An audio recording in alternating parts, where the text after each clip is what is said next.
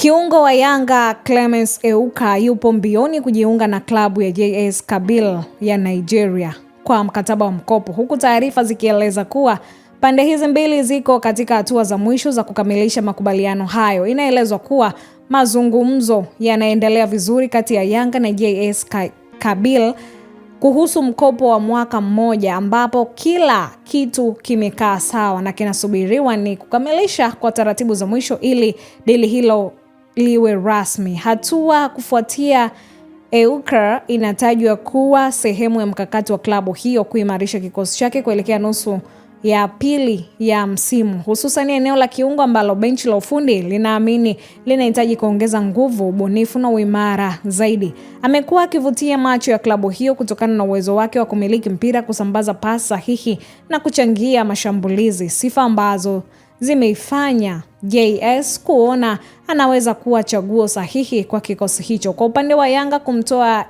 kuwa kwa mkopo kunatajwa kuwa ni mkakati wa kumpa nafasi ya kupata dakika nyingi za kucheza katika ushindani mkubwa wa soka la Afrika Kaskazini, hatua inayosaidia kuongeza kiwango chake binafsi kama pamoja na uwezo wa kimataifa. Iwapo makubaliano hayo yatakamilika kama alivyopangwa, Euka ataitumikia JS kwa msimu mmoja, huku matarajio yakiwa makubwa kuwa ataongeza ubora ndani ya kikosi hicho na kuchangia mafanikio ya klabu hiyo katika mashindano ya ndani yale ya kimataifa. Hii ni Gift Online TV.